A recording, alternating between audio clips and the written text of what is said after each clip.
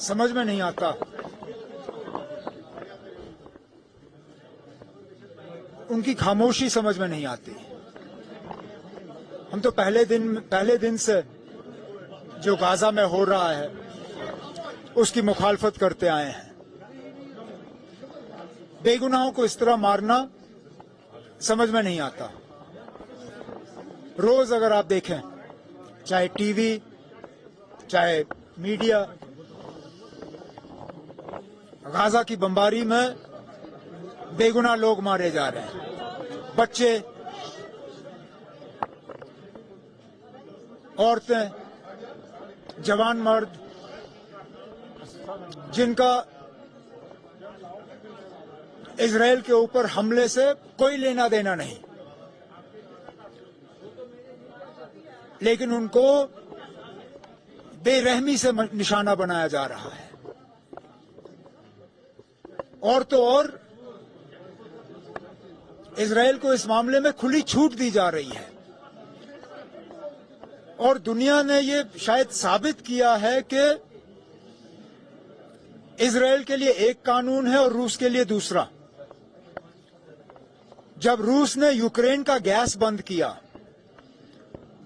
पानी बंद करने की कोशिश की, खुराक बंद करने की कोशिश की, तो यूरोपियन यूनियन के सदर ने कहा कि this is a war crime.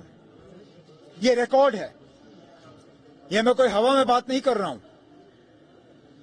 ये यूक्रेनियन प्रेसिडेंट का उस वक्त का बयान है कि लोगों को अपने हकूक से महरूम रखना, बिलखसूस खाना पीना और तेल,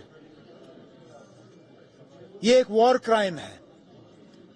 अगर जो रूस ने यूक्रेन के साथ उस वक्त किया वो वॉर क्राइम था, तो फिर क्या जो इजराइल गाजा के साथ कर रहा है, क्या वो वॉर क्राइम नहीं है? सीधी सी बात है। अगर वो गलत था तो ये कैसे गलत नहीं है? और अगर ये गलत था तो फिर जो रूस ने उस वक्त यूक्रेन के साथ किया वो गलत हो नहीं सकता। दोनों चीजें सही नहीं हो सकती। अब दुनिया को ये तय करना होगा कि क्या वो सही था या ये सही है, बस। लेबनान और इराक के बगैर किसी में बात नहीं की। हालांकि इसमें यह भी कहा जाता है कि मुस्लिम को अपने जबरन इस जमीन को खाया गया, लेकिन फिर भी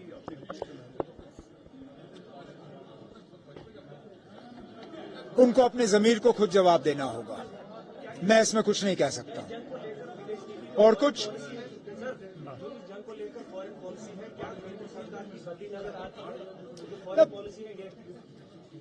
केंद्र सरकार ने इसमें कोई बात छुपाई तो है ही नहीं।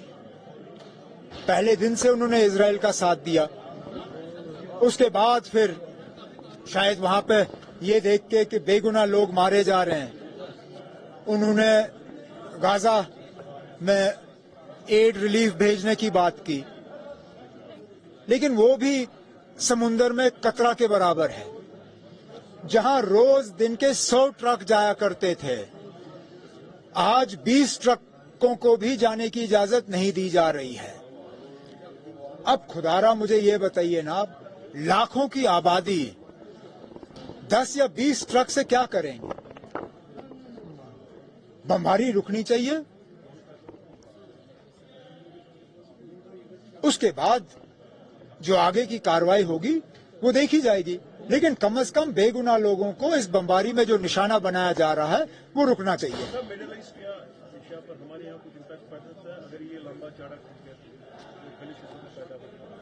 मुमकिन बात है, अगर ये बढ़ गया तो इसमें हम जरूर फंस जाएंगे। सिर्फ इसलिए कि आप देखिए इस मुल्क की कितनी आबादी वहां पे है, कितने लोग इस मुल्क से वहां काम करने जाते हैं। दुनिया में कोई और ऐसा मुल्क नहीं है जिसकी इतनी बड़ी आबादी वहां पे काम करने के लिए बसे हों।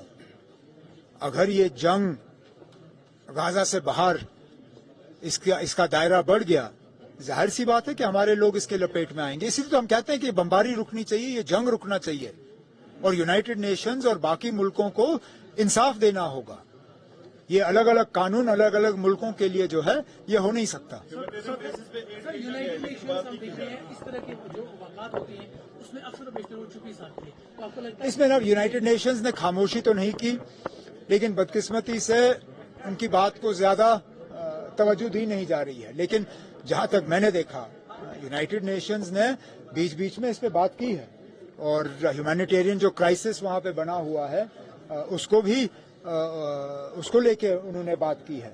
लेकिन क्योंकि इजराइल को अमेरिका, बरतानिया और इन बाकी मुल्कों से इतना सपोर्ट मिल रहा है तो शायद यूनाइटेड नेशंस का असर जो है वो इतना नहीं है जितना हम चाह रहे थे कि होगा। सर यहाँ पर जामा मस्जिद को भी बंद किया गया फिर से एक बार, उसके बाद यहाँ पर पीडीपी ने प्रोटेस्ट किया, उनके कई एक लीडर्स को भी बंद किया गया है।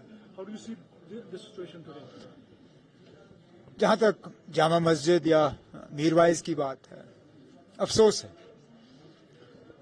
3 हफ्ते पहले 4 हफ्ते पहले तो इतना शोशा करके आपने उनको छोड़ दिया था ये कहते हुए कि अब हालात इतने ठीक है कि उनको बंद करने की जरूरत नहीं। अगर 4 हफ्ते पहले उनको बंद करने की जरूरत आपको महसूस नहीं हुई तो फिर लगातार 2 जुमा उनको बंद रखा गया और जामा मस्जिद पे फिर से नमाज पढ़ने की इजाजत नहीं दी गई।